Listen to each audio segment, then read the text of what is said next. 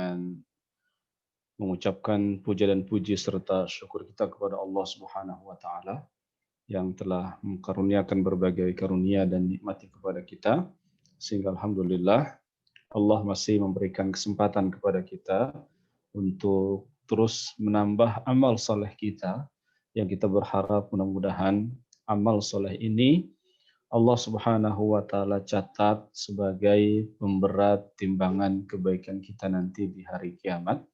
Yang mudah-mudahan dengan itu semua Allah Subhanahu wa taala akan memasukkan kita ya ke dalam surga yang penuh dengan kenikmatan. Amin ya rabbal alamin. Salawat dan salam semoga tercurahkan kepada Nabi kita yang mulia Nabi Muhammad SAW, para keluarga beliau, para sahabat-sahabat beliau, dan kepada orang-orang yang senantiasa istiqomah dalam berpegang teguh kepada sunnah-sunnahnya hingga hari kiamat kelak. Bapak sekalian dan ibu-ibu yang hadir pada kesempatan pertemuan Rabu Ba'da Zuhur kali ini, kita akan melanjutkan kembali pembahasan kita ya setelah kita mengetahui tentang ya apa yang disebut dengan lahan ya dan kita sudah selesaikan pembahasan kita tentang lahan ya. Jadi tentang kesalahan-kesalahan di dalam membaca Al-Qur'an ya. Di sana kita sudah mengenal ada yang kita sebut dengan lahan jali, ada yang kita sebut dengan lahan khafi ya. Dengan lahan khafi. Ya mudah-mudahan ya masalahan yang berkaitan dengan lahan bisa dipahami dengan baik. Kemudian sekarang kita akan masuk kepada pembahasan ya. Silakan kalau yang memang memegang buku metode Asy-Syafi'i, buku tajwid praktis metode Asy-Syafi'i, kita akan masuk kepada pembahasan pelajaran kedua ya. Pelajaran pertama kita lewati saja ya. Kita langsung masuk ke pembahasan pelajaran kedua, yakni tentang makharijul huruf ya. Tentang pelajaran makharijul huruf. Iya. Pembahasan tentang makharijul huruf ini adalah inti daripada pelajaran ilmu tajwid. Jadi kalau kita belajar ilmu tajwid, maka inti daripada pelajaran tajwid itu sendiri adalah pelajaran tentang makharijul huruf. Kenapa? Karena kalau kita perhatikan ya, definisi daripada tajwid, definisi tajwid menurut istilah, yang bukan menurut bahasa. Kalau tajwid menurut bahasa itu artinya at-tahsin, membaguskan. Tapi menurut istilah, tajwid itu artinya ikhraju kulli harfin min makhrajihi ma'a i'ta'ihi haqqahu wa mustahaqqahu. Ini definisi tajwid. Ya. Artinya mengeluarkan tiap-tiap huruf dari tempat keluarnya huruf dengan memberikan haknya dan mustahaknya. Ini definisi tajwid ya menurut istilah. Ikhraju kulli harfin min makhrajihi ma'a i'ta'ihi haqqahu wa mustahaqqahu min sifatihi. Ya, jadi mengeluarkan tiap-tiap huruf dari tempat keluarnya huruf ya dengan memberikan haknya dan mustahaknya dari sifat-sifatnya.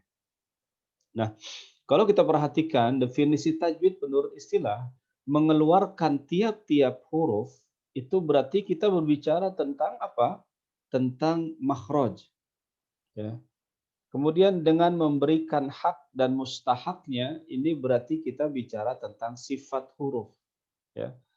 Oleh karena itu, pembahasan tentang makhraj dan sifat ini bagaikan dua mata uang ya, yang tidak bisa dipisahkan. Untuk mengetahui ya sebuah huruf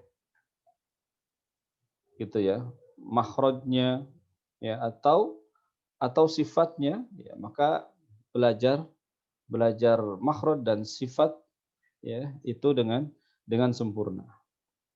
Karena itu, ya, dari definisi tadi jelas, ya, kenapa tajwid didefinisikan dengan makhraj dan sifat. Ya, berarti memang kata para ulama bahwa inti daripada pelajaran ilmu tajwid itu adalah tentang makhraj dan sifat huruf. Sehingga Al-Hafidz Ibnu Jazari, ya, beliau adalah ulama tajwid, gitu ya.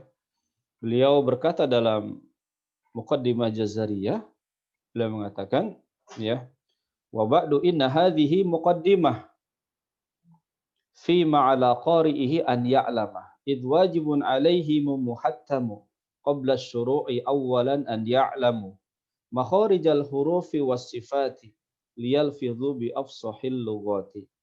Ya. Jadi inilah mukadimah yang wajib diketahui oleh para qari, orang yang membaca Al-Qur'an. Maka wajib atas mereka sebelum memulai qiraah, sebelum memulai bacaannya, itu untuk mengetahui apa? Makharijal hurufi was sifati, yakni untuk mengetahui tentang tempat-tempat keluarnya huruf dan sifat-sifatnya. Apa tujuannya tadi?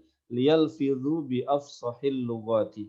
Supaya, ya, seseorang itu bisa melafazkan bahasa yang paling fasih. Bahasa yang paling fasih yaitu bahasa Arab, ya. Nah, ini. Jadi makhraj, ya, itu kalau bentuk jamaknya itu disebut dengan makharij. Jadi kalau makhraj itu artinya bentuk mufradnya, bentuk tunggalnya, ya. Yang berarti tempat keluarnya sesuatu, itu namanya makhraj, ya. Ketika dia diidhofahkan, gitu ya, diidhofahkan atau disandingkan, gitu ya, menjadi kata majemuk dalam bahasa Indonesia, gitu ya, maka berarti makharijul huruf berarti tempat-tempat keluarnya huruf. Huruf apa yang dimaksud? Ya, apakah huruf bahasa Indonesia? Tentu bukan. Yang dimaksud di sini adalah huruf hijaiyah. Jadi inilah keunikan bahasa Arab, ya. Sampai kita belajar bahasa Arab itu belajar tentang makhraj. Bagaimana huruf tersebut bisa keluar, ya. Baik. Nah, apa definisi daripada makhraj itu? Ya, makhraj itu didefinisikan adalah mahallu khurujil harfi, ya. Mahallu khurujil harfi, tempat keluarnya huruf, ya. Jadi tempat keluarnya huruf, ai zuhuruhu, yani jelasnya, ya, suara gitu ya. Alladzi yanqati'u indahu sautun nutqi bihi, sehingga, ya, tempat keluarnya huruf itu berhenti suara dari sebuah lafaz atau pengucapan, ya. Di situ kita bisa melihat, nanti kita akan tahu bagaimana cara kita mengetahui makhraj dalam bahasa Arab itu atau huruf hijaiyah itu, ya. Jadi tempat keluarnya huruf yang padanya berhenti suara dari sebuah lafaz atau pengucapan, ya. Sehingga ketika kita bagus dalam melafazkan huruf tersebut, ya, tidak samar antara huruf yang satu dengan huruf yang lainnya, maka dengan seperti itu, ya, fatamayyazu bihi an ghairihi, sehingga bisa dibedakan antara huruf yang satu dengan huruf yang lainnya, ya. Hanya Masya Allah, ya, kita manusia itu punya suara, itu ada huruf gitu, ya, ada hurufnya, sehingga berbeda dengan bahasa misalnya binatang gitu, ya. Bahasa binatang itu sama semuanya. Mau lapar gitu, ya, mau kenyang, mau sedih, ya, semuanya sama itu. Kalau kambing, ya, embe, sudah. Kambing itu bunyinya embe.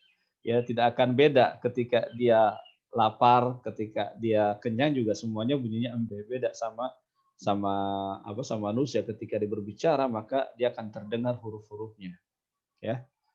Nah, tadi dikatakan bahwa berhenti pada suara. Nah, caranya bagaimana kita mengetahui sebuah makhraj, ya. Sebuah makhraj itu bisa kita ketahui dengan dua cara, gitu ya. Cara yang pertama adalah dengan mensukunkan huruf tersebut, ya. Dengan mensukunkan huruf tersebut. Cara kedua adalah dengan mentasydidkan huruf tersebut, ya. Jadi di sini, ya, cara yang pertama di sini dikatakan menambahkan hamzah pada huruf sebelumnya dan menambahkan tasydid pada huruf tersebut, ya. Yang kedua, menambahkan hamzah pada huruf sebelumnya dan mensukunkan huruf tersebut. Jadi boleh, ya. Namanya taskinul harfi, ya, dengan mensukunkan huruf tersebut. Yang kedua dengan tasydidul harf, dengan mentasydidkan huruf. Kita akan lihat di situ di buku tajwid praktis, ya. Cara yang pertama yaitu menambahkan hamzah pada huruf sebelumnya dan menambahkan tasydid pada huruf tersebut, ya. Jadi mentasydidkan huruf. Misalnya huruf hamzah kita beri harokat fathah. Kemudian huruf yang kita ingin ketahui makhrajnya kita tasydidkan, ya, kita tasydidkan. Abba, ya. Abba. Maka ketika ketika berhenti, ya, ketika berhenti suara kita dari dari sebuah pelafasan kita, dari sebuah pengucapan kita, maka disitulah makhrajnya. Abba. Maka kita bisa tahu, ya, dengan kita mentasydidkan huruf ba tersebut di mana makhrajnya. Abba, ya. Kita akan tahu di mana letak makhraj tersebut. Cara kedua dengan mensukunkan. Cara kedua dengan mensukunkan. Sama misalnya ada huruf hamzah, kita beri harokat fathah sebelumnya, kemudian huruf ba tersebut kita sukunkan. Ini untuk mengetahui cara yang kedua, yaitu dengan mensukunkan, ya. Dengan mensukunkan tasydid. Ab, ya. Nah, itu kita akan tahu, oh berarti huruf ba itu makhrajnya ada di dua bibir. Abba, ya. Itu cara mengetahui tempat keluarnya makhraj tersebut, ya. Jadi bisa difahami, ya. Ketika kita mengucapkan huruf, maka ketika suaranya tertahan, maka disitulah makhrajnya. Disitulah makhrajnya. Misalnya huruf yang lain, misalnya huruf huruf ta, misalnya huruf ta, ya. At, kita bisa merasakan di mana makhrajnya. Ya. Atau kita mentasydidkan atta, ya. Maka kita bisa merasakan bahwa huruf ta itu adanya di mana makhrajnya? Di lisan atau di lidah. Atau misalnya al, ya, maka jelas kita bisa merasakan dari mana makhrajnya? Al, ya, atau alla, makhrajnya adalah di lisan, ya. Ini cara kita mengetahui sebuah makhraj pada huruf, ya. Nah, itu. Tetapi di sini dikatakan bahwa makhraj itu ada yang jelas, muhaqqaq namanya. Ada juga yang namanya makhraj muqaddar, ya. Makhraj muhaqqaq, ada makhraj muqaddar. Makhraj muhaqqaq itu seperti tadi. Jadi makhraj yang jelas, ya. Huruf yang memiliki makhraj yang jelas, punya sandaran. Ini namanya makhraj muhaqqaq. Ada yang di bibir, ada yang di lisan, ya, atau ada juga nanti yang di tenggorokan, ya, ada yang di tenggorokan. Nah, ada juga yang disebut dengan makhraj muqaddar. Makhraj muqaddar ini adalah makhraj yang diperkirakan gitu. Kenapa? Karena tempatnya itu, ya, tidak tidak tampak, tidak kita rasakan tempat makhrajnya.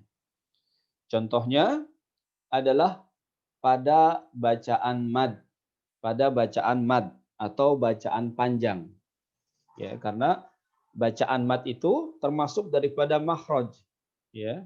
Nanti kita akan lihat, ya, bacaan mad itu termasuk daripada makhraj. Ya, jadi bacaan panjang, ketika kita membaca Al-Qur'an dengan bacaan panjang, maka itu termasuk bagian daripada makhraj. Nah, kita tidak tahu di mana makhrajnya. Ya, ketika kita membaca misalnya idza jaa, ya, jaa, bukan huruf jimnya, ya. Bukan jimnya, tapi ketika panjangnya itu jaa. Nah, itu di mana makhrajnya? Gitu, ya. Nah, itu namanya makhraj muqaddar. Tadi, ya, karena makhrajnya dari al-jauf, dari rongga, ya, dari rongga apa? Dari rongga tenggorokan dan rongga mulut kita, ya. Keluarnya dari rongga tenggorokan kemudian rongga mulut kita, ya. Seperti itu. Nah, ini makhraj yang disebut dengan makhraj muqaddar, gitu, ya. Taib. Jadi memang, ya, penting kita untuk belajar masalah makharijul huruf, sehingga, ya, para ulama itu banyak memesan, ya, banyak berkata tentang pentingnya belajar makharijul huruf. Di antaranya misalnya saya nukilkan perkataan Imam Abu Ja'far Ibnul Bazzi, ya, beliau berkata wa ana usi at-taliba bihifzi makharijil hurufi wa sifatiha. Aku berwasiat kepada para penuntut ilmu, ya, kepada orang-orang yang ingin belajar ilmu. Apa beliau wasiatnya? Untuk menghafal makharijul huruf dan sifat-sifatnya. Ya, untuk menghafal tentang makhraj dan sifat-sifatnya. Ya. Kemudian Syekh Muhammad Makin Nasir juga berkata, "I'lam anna hadzal baba min ahammi abwabit tajwid." Beliau mengatakan demikian. Ketahuilah, sesungguhnya bab ini, ya, maksudnya adalah bab dalam ilmu tajwid yang merupakan bab terpenting, ya, min ahammi abwabit tajwid. Apa itu? Tadi, ya. Maka dia wajib bagi setiap orang yang baca Al-Qur'an untuk memperhatikannya, yakni dengan menyempurnakannya. Ya, maksudnya apa? Tadi tentang belajar makhraj dan sifat huruf, ya. Apa sih kita, ya, pentingnya atau apa sih tujuan kita belajar makharijul huruf? Ya, kita belajar makharijul huruf ini gunanya untuk menjaga, ya, kitabullah Al-Qur'an dari pengaruh dialek, kalau bahasa Arab namanya lahjah, ya, yang bisa mempengaruhi pada perubahan bahasa Arab, ya. Yang ini merupakan bahasa Al-Qur'an. Maka kita ini kadang-kadang sebagai misalnya orang Indonesia gitu, ya, itu kan suka apa? Suka ke bawah-bawah bahasa Arab tapi sudah kita jadikan bahasa Indonesia gitu kan. Nah, misalnya eh, lahzah apa? Lahzah huruf qaf menjadi ghain gitu. Huruf qaf menjadi ghain. Misalnya eh, ketika kita ada seorang baca ihdinas siratal mustaqim itu dengan huruf qaf. Tapi ada dialek yang qaf itu menjadi ghain. Ihdinas siratal mustaqim gitu. Mustaqim gitu. Inna anzalnahu fi lailatul qadr. Pakai qaf tapi diganti dengan ghain. Inna anzalnahu fi lailatul qadr. Lailatul qadr gitu ya. Bukan qadr tapi qadr. Hanya saya pernah dengar ada seorang yang berceramah ketika dia membaca hadis Nabi, dia mengatakan bukan waqalan nabiyyu sallallahu alaihi wasallam, tapi dia katakan waqalan nabiyyu. Waqalan waqalan nabiyyu sallallahu alaihi wasallam. Jadi qafnya berubah menjadi ghain, ya. Nah, kita belajar makhraj agar kita tahu di mana huruf-huruf tersebut keluarnya, ya. Nah, seperti itu. Ya. Kemudian dengan kita belajar makhraj, nanti kita akan tahu juga huruf-huruf yang mutajanis, mutaqarib, ya, atau mutaba'id gitu. Sehingga kalau kita mengetahui huruf-huruf yang mutajanis, mutaba'id gitu ya, atau mutaqarib, nanti kita akan tahu, oh ini huruf-huruf yang sejenis. Ini huruf-huruf yang memiliki makhraj yang berdekatan. Apa fungsinya? Fungsinya adalah ketika kita membaca hukum idgham. Ya. Coba perhatikan misalnya ketika kita membaca surah Al-Kafirun misalnya. Ya. Al-Kafirun. Wala ana 'abidum ma 'abadtum. Wala ana 'abidum ma 'abadtum. Ma'abattum, itu lihat perhatikan di sana. Itu di sana bertemu dua huruf. Huruf dal dan huruf ta. Kenapa kemudian huruf dalnya jadi hilang? Kita nggak baca dengan bacaan qalqalah, bukan ma'abadtum. Kenapa kita tidak baca dengan bacaan qalqalah seperti itu? Ma'abadtum, tapi kita baca ma'abadtum. Hilang huruf dalnya, yang kita baca langsung masuk ke huruf ta. Nah, di antaranya ini karena huruf dal dan huruf ta itu huruf yang sejenis. Huruf yang sejenis. Apa artinya huruf yang sejenis? Huruf yang sejenis adalah huruf yang memiliki kesamaan dalam makhraj. Ya. Kesamaan dalam makhraj. Jadi huruf dal sama huruf ta itu makhrajnya sama, tempat keluarnya sama. Sehingga ketika bertemu dal bertemu ta, maka dia harus dibaca idgham.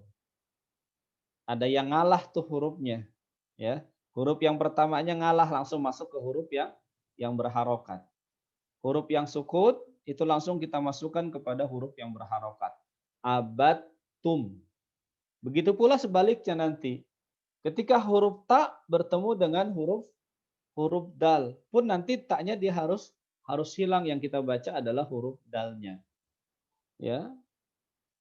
Nah ini namanya huruf-huruf yang sejenis. Huruf-huruf yang sejenis namanya. Makhrajnya sama, tapi sifatnya berbeda. Dari mana kita tahu? Dari kita belajar makharijul huruf. Atau ketika kita membaca waqul rabbi. Nah, coba. Waqul rabbi. Apakah kita membaca dengan waqul rabbi? Apakah kita membaca dengan waqul rabbi? Tentu tidak. Kita tidak boleh membaca dengan waqul rabbi. Gimana caranya? Kita harus membaca dengan bacaan idgham. Ya. Huruf lam yang sukun itu hilang. Kita masukkan kepada huruf ro-nya. Sehingga kita harus membacanya dengan idgham. Waqur rabbi. Waqur rabbi. Jangan waqul rabbi, tapi waqur rabbi zidni ilma. Seperti itu. Nah, kenapa bisa idgham seperti itu? Oh, ternyata huruf lam dengan huruf ro, huruf lam dengan huruf ro, ini berdekatan makhrajnya. Ini berdekatan makhrajnya. Tidak sama, tapi berdekatan. Karena kedekatan makhraj itulah kemudian kita harus membacanya dengan idgham. Seperti itu. Ya. Nah, ini pentingnya kita belajar makharijul huruf, ya. Kemudian juga tadi alasan berikutnya kenapa kita harus belajar makhraj atau sifat huruf, ya. Karena tadi inti bahasan tajwid atau inti bahasan yang utama bagi orang yang belajar ilmu tajwid adalah permasalahan yang berkaitan dengan masalah makhraj dan sifat. Makhraj dan sifat. Ya. Nah, kalau kita perhatikan di sini ada 5 macam makhraj. Ya. Coba perhatikan buku metode Asy-Syafi'i tajwid praktisnya ya, halaman 18. Macam-macam makharijul huruf, macam-macam makharij huruf ya, macam-macam tempat-tempat keluarnya huruf. Iya. Ini secara global, secara umum ya. Secara umum makhraj itu jumlahnya ada 5. Secara umum ada 5 ya. Yang pertama adalah al-jauf ya.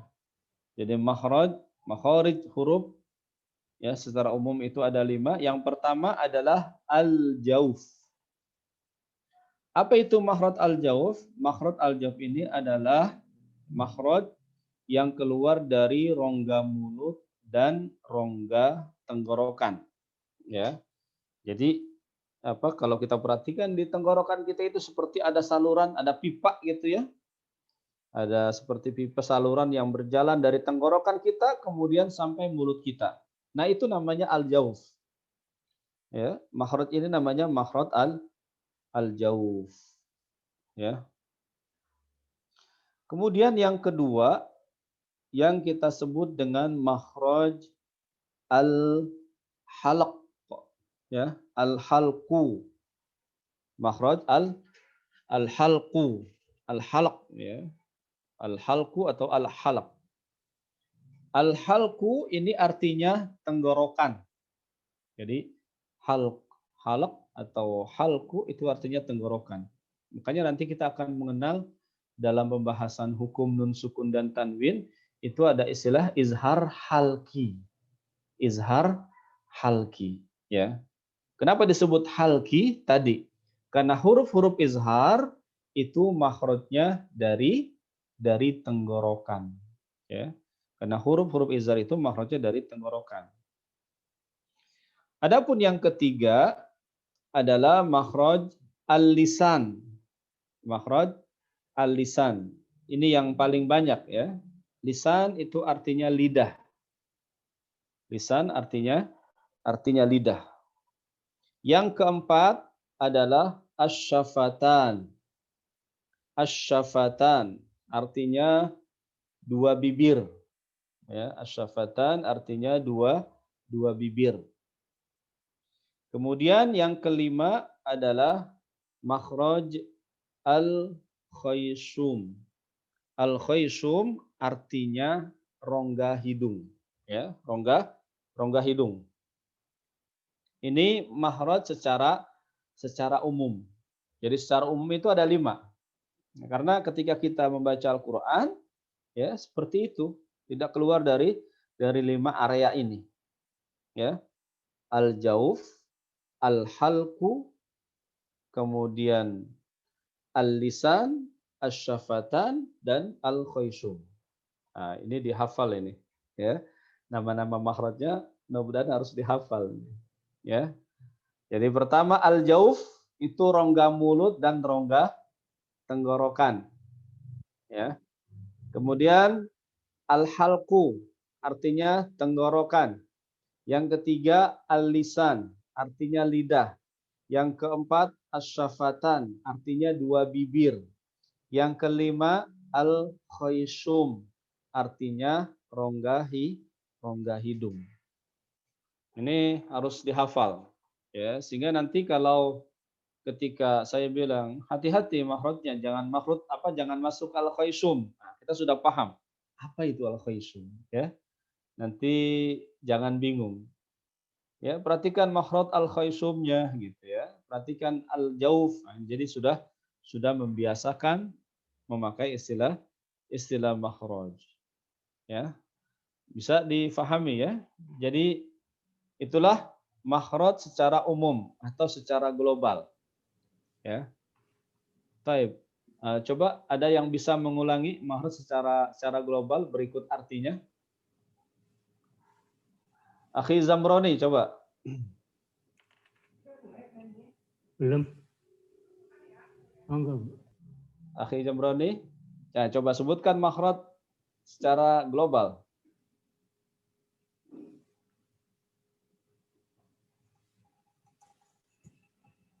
Bisa diulang lagi biar teman-teman yang lain.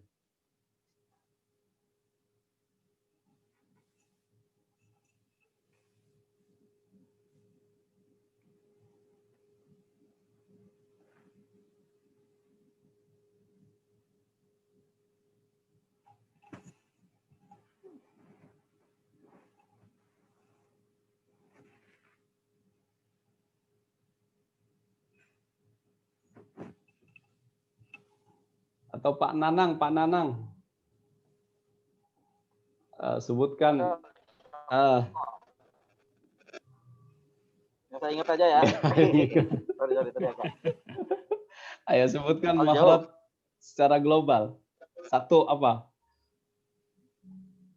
Ada 5 tadi ya. Ada 5. Al-jawab. Artinya apa artinya? Artinya apa tadi? Jelas apa? Artinya bukan jelas, rasa jelas al-jawab. Rongga mulut. Oh ya, rongga tenggorokan. Rongga mulut dan rongga tenggorokan. Al-jawab. Yang kedua. Yang kedua al-khaysum. Masa udah langsung al-khaysum? Al-khaysum itu nomor 5.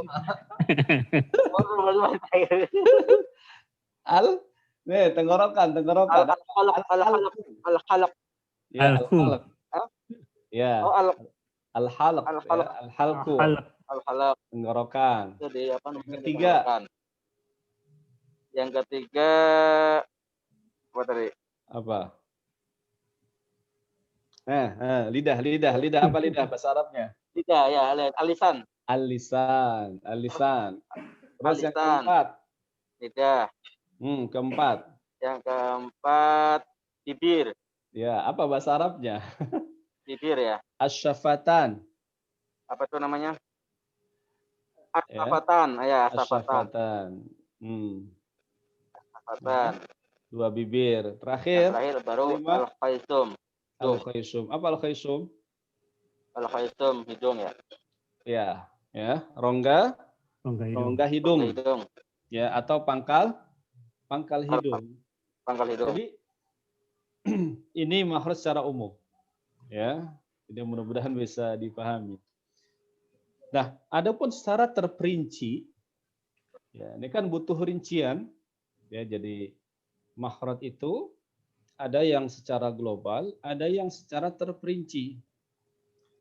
Nah, para ulama berbeda pendapat. Ada yang mengatakan 29 makhrajnya, secara terperinci ada 29.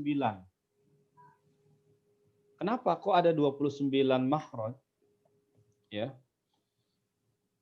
Ulama yang mengatakan 29 makhraj, ya, yang terperincinya karena mereka mengatakan setiap huruf itu pasti punya makhraj.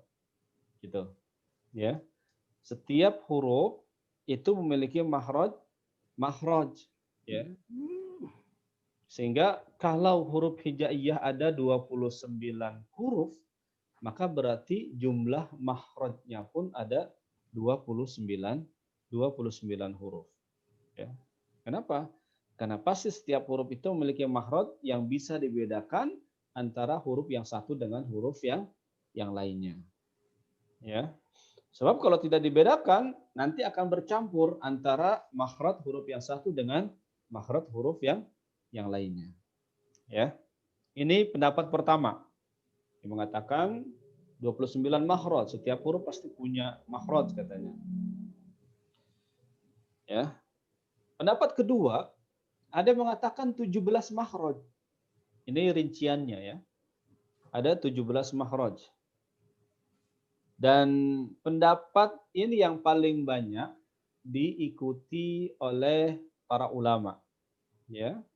Di antaranya adalah tadi Al-Hafiz Ibnul Jazari, beliau mengatakan makhraj itu ada 17. Ya, ada 17 makhraj. Gitu ya. Pendapat ketiga ada mengatakan 16 makhraj. Ya. 16 makhraj. Ada mengatakan 14 makhraj. Nah, ini perbedaan para ulama tentang masalah makhraj. Ya, tetapi pendapat yang paling kuat itu adalah pendapat yang menyatakan 17 makhraj secara terperinci. Nah, bagaimana rinciannya 17 itu? Perhatikan. Ya. Pertama, makhraj al-jauf, ya. Ini rinciannya, makhraj al-jauf itu jumlahnya ada 1 makhraj. Makhraj al-jauf itu ada 1 makhraj. Kemudian makhraj al-halqu, tenggorokan, itu jumlahnya ada 3 makhraj, ya. Jadi sudah 4. 1, 3, 4. Kemudian makhraj al-lisan. Nah, ini yang paling banyak. Ya, makhraj al-lisan. Ini ada 10 makhraj. Ya, al-lisan itu ada 10 makhraj. Kemudian makhraj yang keempat yaitu asy-syafatan. Ya, asy-syafatan ini ada 2 makhraj. Ada 2 makhraj. Dan yang terakhir al-khaysum, ya, rongga hidung, ini ada 1 makhraj. Ada satu makhraj. Jadi jumlah keseluruhannya secara terperinci itu ada 17. 1 untuk al-jauf, 3 untuk al-halqu, 10 untuk al-lisan, 2 untuk asy-syafatan, 1 untuk al-khaysum. Ya. Jadi 1, 3, 10, 2, 1. Ya. Ini makhraj secara terperinci. Jadi makhraj secara terperinci itu ada 17. Ya, jumlahnya ada 17. Ya. Taib.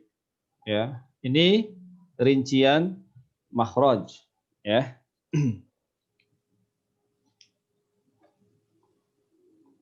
Taib. Sekarang perhatikan. Ya. Jadi sudah dicatat.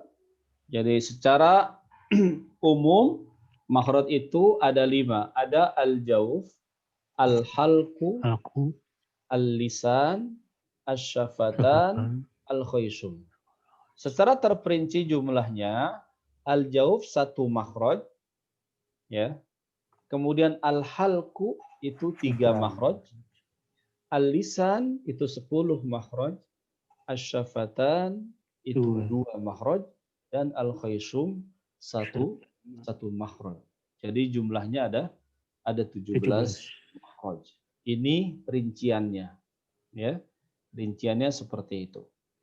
Taib. Kita akan lihat, ya. Coba bisa dibacakan, ya. Kita masuk kepada makhraj yang pertama yaitu makhraj al-jauf. Baik, siapa yang ingin membacakan? Yang ada buku? Sudah pegang buku? Yang pegang buku mungkin bisa dibacakan makhraj al-jauf. Siapa silakan, sukarelawan Mas Zamroni tuh Yang biasanya mau tuh megang pahala. buku tuh Mas Zamroni tuh. Baik, Ustaz. Siapa yang megang buku nih? Mas Zamroni kan di Cibubur kan? Nah, Ustaz. Ya, Pak. Saya Nah, di musola ada tuh, di musola tuh.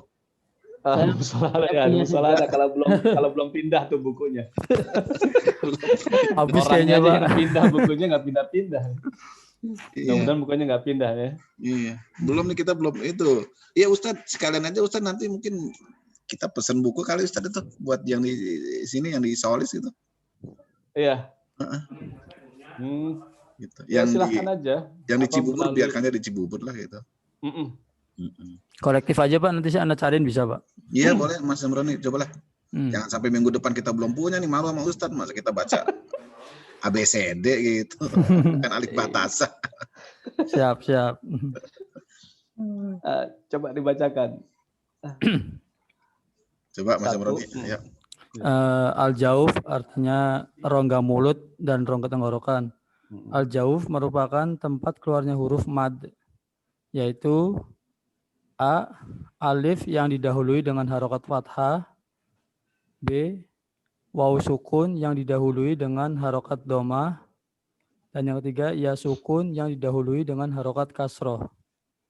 Ketiga bentuk tersebut disebutkan secara bersamaan dalam firman Allah. Surat Hud ayat 49. Tilka min amba'il ghaibi nuhiha ilaik. Iya. Surat Hud ayat 49. Nah ini ya, jadi makhraj yang pertama itu adalah makhraj al-jauf. Ya. Makhraj al-jauf ini artinya makhraj yang keluar dari rongga mulut dan rongga tenggorokan. Apa makhraj al-jauf ini? Makhraj al-jauf ini adalah keluarnya bacaan-bacaan mad atau bacaan panjang ya. Jadi bacaan panjang itu makhrajnya itu dari rongga mulut dan rongga tenggorokan. Ya. Dari tempat yang kosong tuh. Ya, yang kita sebut dengan tadi dengan istilah ya makhraj muqaddar. Makhraj muqaddar. Makhraj yang diperkirakan. Ya, kenapa? Karena tidak ada sandaran yang jelas ya di rongga tersebut. Beda sama misalnya huruf lam, al. Kita bisa merasakan huruf lam itu berarti makhrajnya di lidah, di lisan. Ya. Atau huruf ba, misalnya ab. Kita bisa merasakan bahwa huruf ba itu makhrajnya di asyafatan, di dua bibir. Ya, tapi kalau makhraj al-jauf itu tadi ya tidak memiliki sandaran. Nah, yang pertama ya, untuk bacaan mad itu adalah huruf alif yang didahului dengan harokat fathah. Ini saya rasa semuanya sudah paham ya insyaallah. Kita hanya mengulang saja. Yang kedua, waw sukun yang didahului oleh domah. Ya. Waw sukun yang didahului oleh domah. Yang ketiga, ya sukun yang didahului dengan harokat kasroh. Ya. Ya sukun yang didahului harokat kasroh. Ini ya bacaan mad. Berarti perhatikan ketika kita membaca bacaan panjang itu, ini karena sering terjadi kesalahan yang sering terjadi ketika seseorang membaca bacaan panjang itu bercampur dengan apa? Dengan makhraj al-khaysum. Ya. Dengan makhraj al-khaysum. Dalam pembahasan lahan khafi, ya. Dalam pembahasan lahan khafi, ya.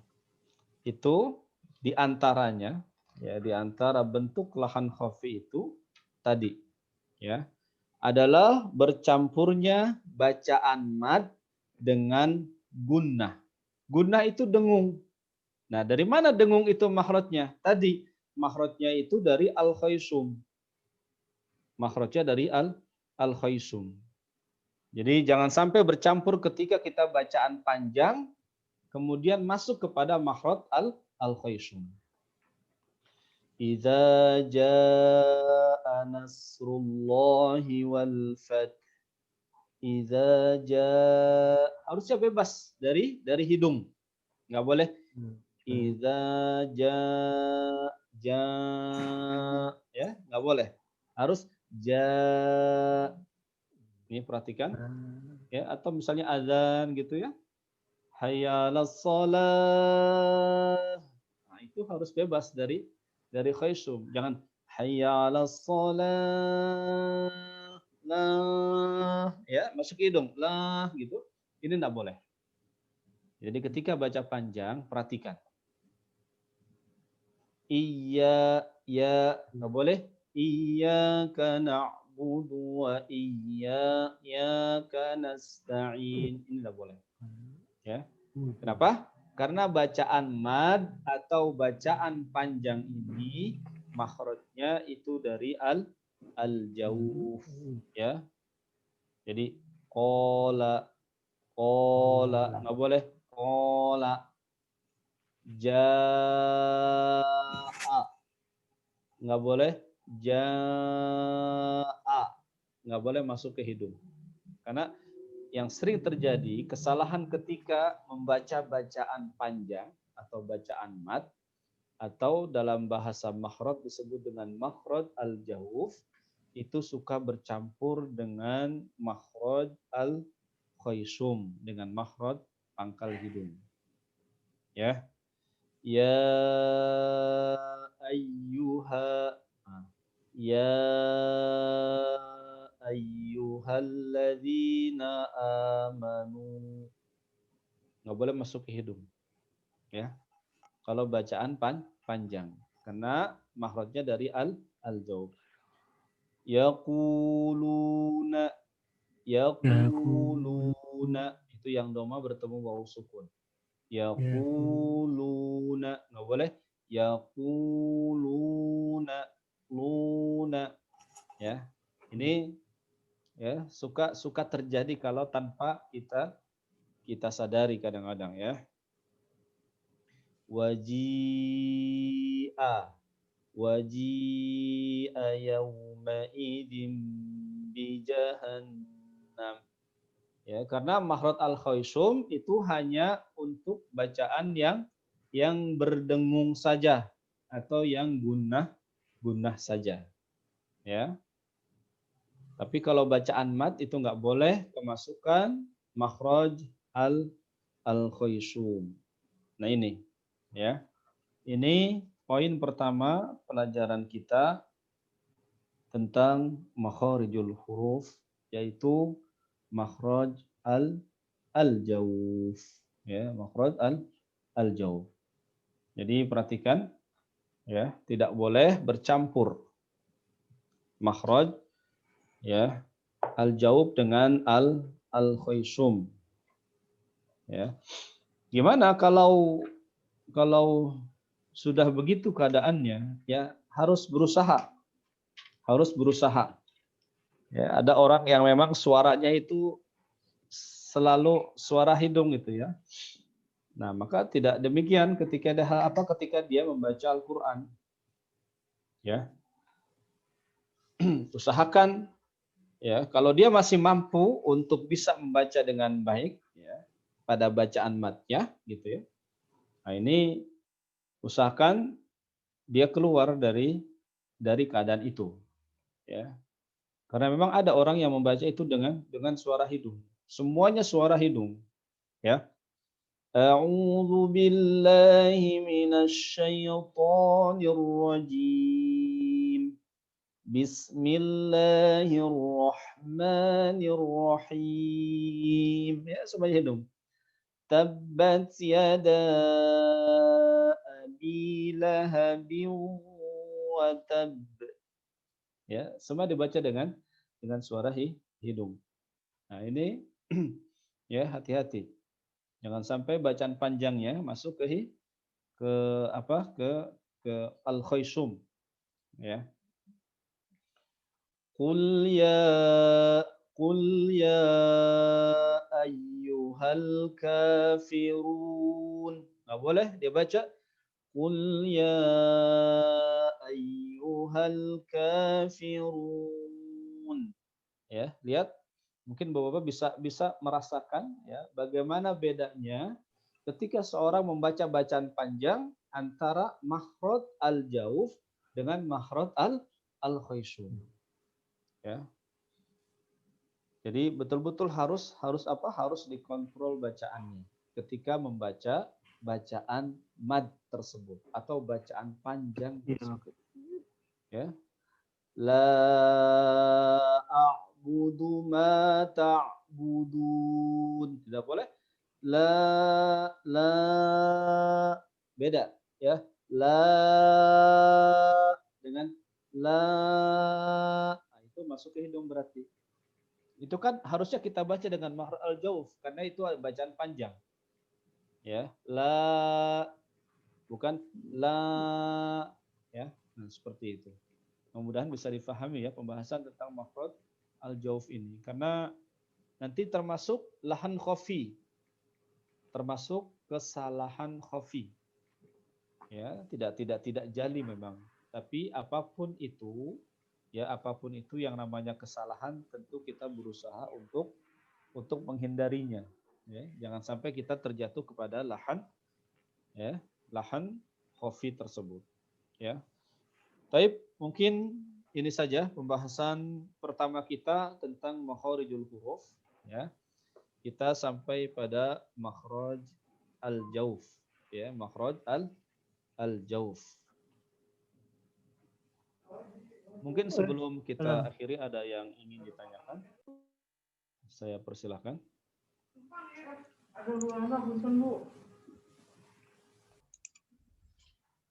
Silakan, Bapak-bapak, Ibu-ibu, ada yang mau ditanyakan?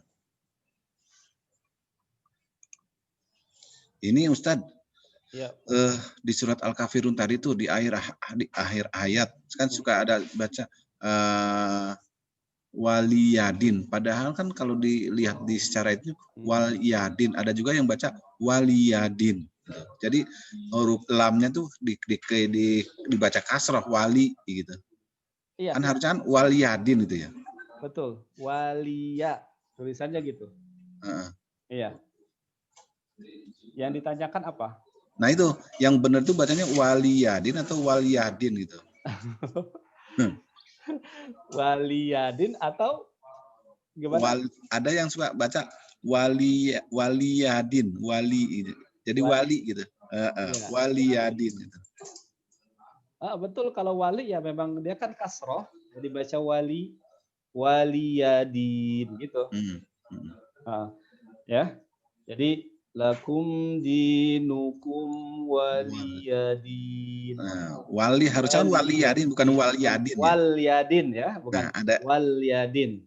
Ada baca waliyadin juga tuh. Ya. Ya memang harus jelas. Makanya tadi itu ya, kita membaca harokatnya harus jelas. Ya. Terdengar bisa jadi seperti kita membaca sukun waliya gitu kan? Iya. Waliyadin. Jelas kasrohnya ya. La li lu wali bukan waliyadin. Ya, bukan waliyadin, bukan waliyadin. Ya. Kalau waliyadin saudara lamnya itu ya mati ya. Iya, seperti sukun. Waliyadin gitu ya. Makanya jangan waliyadin tapi wali. Waliyadin. Iya, makasih Pak Jaya. Ya, Masya Allah. Sampai seteliti itu ya. Luar biasa. Ya, kadang-kadang ya mungkin apa ya, orang-orang tua kita imam-imam itu yang mungkin belajarnya mungkin pakai pendengaran aja gitu ya. Jadi ternyata kok waliyadin. Masya Allah. Iya, memang harus kita lihat ya, belajar baca juga gitu ya. Selain jangan cuma mendengar gitu, tapi kita bisa melihat seperti apa ya bacaan di mushafnya. Dulu juga ada ya, saya juga pernah tuh baca, misalnya ada baca lisa ya. apa di surah apa? Lisa'iha, harusnya Lisa'iha. lisa'iha Lisa'iha rodiyah. rodiyah. Tapi ada baca lisa'iha gitu ya. Ah, Bacanya seperti itu di surah apa itu? Al-A'la ya. Berapa itu ya? Lisa'iha rodiyah. Fi jannatin.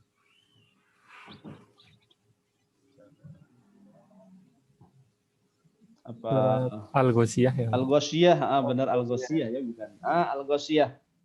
Ya, ayat ke-9 ya, maaf, bukan Al-A'la tapi Al-Ghasyiyah. Ya. Itu juga suka ada terdengar lisa'iha. Lisa'iha. Harusnya lisa'iha. Ya. Lisa'iha radiyah. Ya. Bukan lisa'i gitu kan? Jadi dipanjangkan ainnya di kasroh, padahal ainnya disukun. Lisa'iha radiyah. Ya. Kalau cepat-cepat suka ini juga tadi. Lisa'iha ya. Seperti membaca mat. Ya, padahal tidak demikian. Itu salah melihat harokatnya. Jadi sangkanya ainnya yang kasroh, iyahnya yang sukun. Karena kadang-kadang di mushaf itu suka ada tulisan yang begitu rapat gitu ya. Jadi salah membaca harokat. Kalau ainnya dibaca kasroh, betul, iyahnya jadi sukun, maka dibaca mat kan. Makanya ada orang membaca dengan bacaan panjang tadi. Lisa'i gitu. Padahal bukan demikian. Tapi ainnya yang sukun, kasrohnya buat huruf ya. Lisa'iha. Taib. Ada lagi? Saya Ustaz, Arif Ustaz. Oh ya. Oke, Pak Harif, silakan Pak Harif. Assalamualaikum Ustaz. Saya mau nanya ini Ustaz. Biasanya apalagi di Jawa Ustaz ya, banyak itu imam yang ketika mengimami untuk Al-Fatihahnya, untuk ainnya jadi misalkan alamin gitu Ustaz ya, jadi ngalamin. Itu bagaimana Ustaz? Apakah untuk sholat selanjutnya kita boleh untuk tidak berimam ke beliau atau gimana Ustaz? Iya. Ini pertama ya, sedapat mungkin kita memberikan nasihat dengan cara yang baik, dengan cara yang lembut gitu ya. Agar jangan sampai juga ada perasaan tersinggung. Bagaimana caranya? Pertama kita menasihati bahwa cara membaca huruf ain itu tidak demikian adanya, ya, bukan seperti itu, ya. Saya juga dengar huruf ain membaca dengan nga gitu ya, dengan ngain gitu ya. Itu sebenarnya sebagai sebuah pendekatan gitu ya. Mungkin karena kesulitan katanya, karena kesulitan gitu, tapi jadi nga, cuma keterusan mungkin ya. Jadi nggak sempat dibetulkan baca ainnya jadi a gitu ya. Tapi nga terus. Ini kan repot. Ya, kalau ain dibaca dengan nga, nanti repot dia baca ayat kursi misalnya. Ya, ayat kursi di sana ada wasi'a kursiyuhus. Kita bisa bayangkan kalau kita baca ain dengan nga, itu jadi wasi. Iya. Jadi seperti itu kan. Jadi ya repot makanya. Bukan wasinga ya, tapi wasi'a.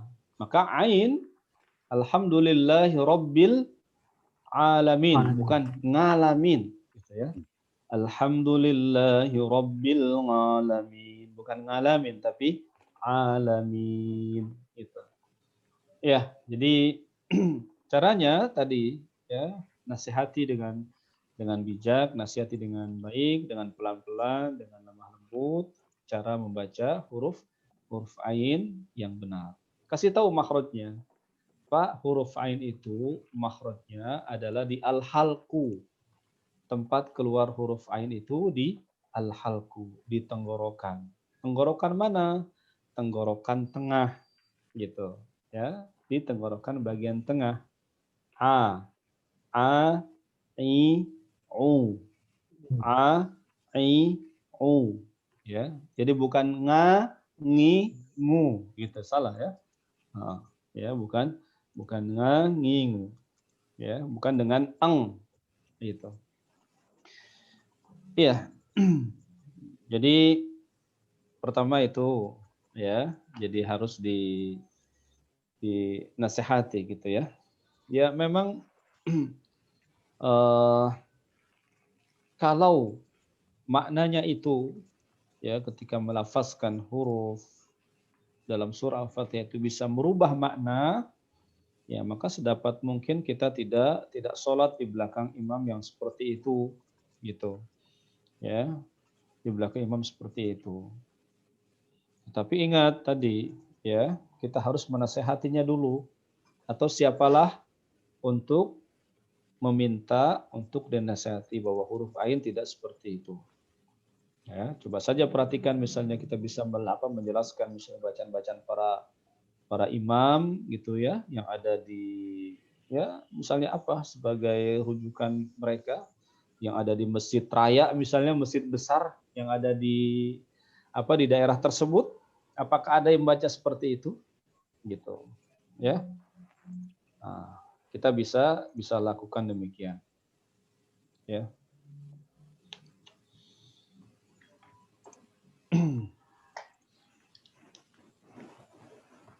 Ya, memang ada pembahasan ya tentang hukum bermakmum di belakang imam yang melakukan lahan. Ya. Yang melakukan ada beberapa pendapat di sini ya.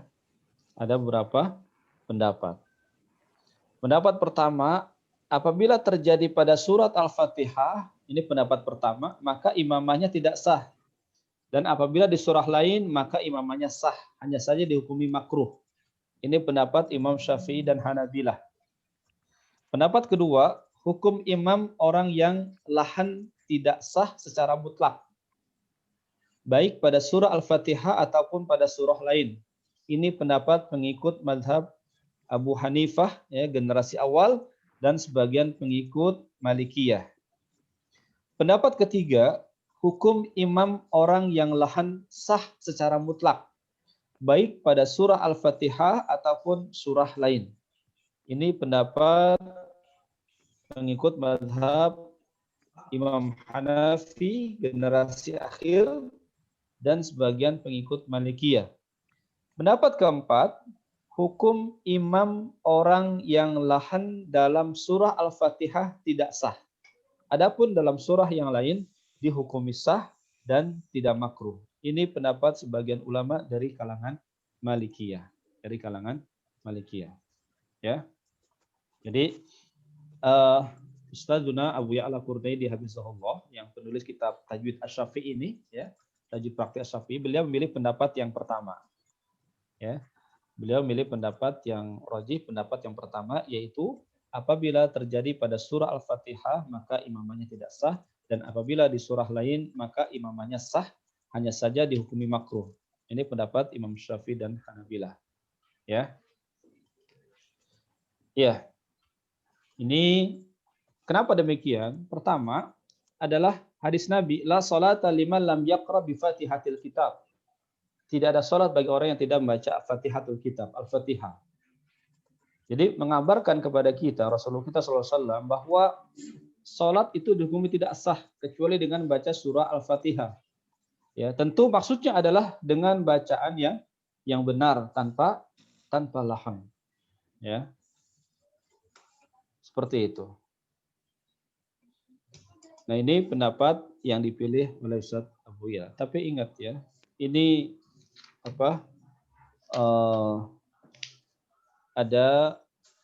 ada rinciannya lagi ya.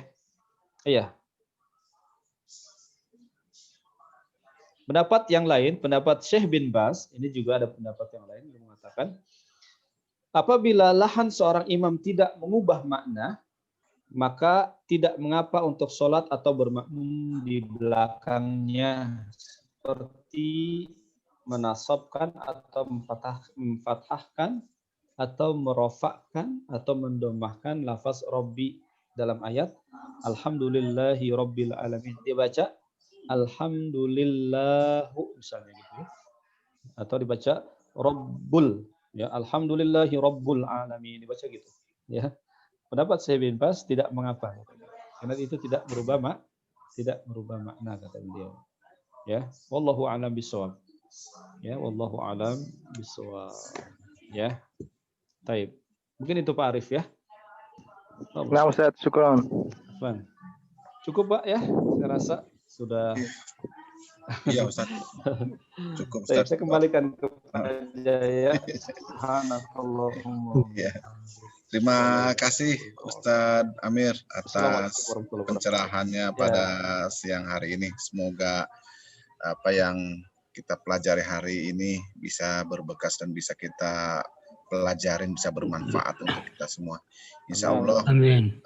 Minggu depan Mas Zamroni bukunya harus udah ada nih yang di Solis terutama nih. Kalau yang WFH mah biarin aja deh. Itu aja.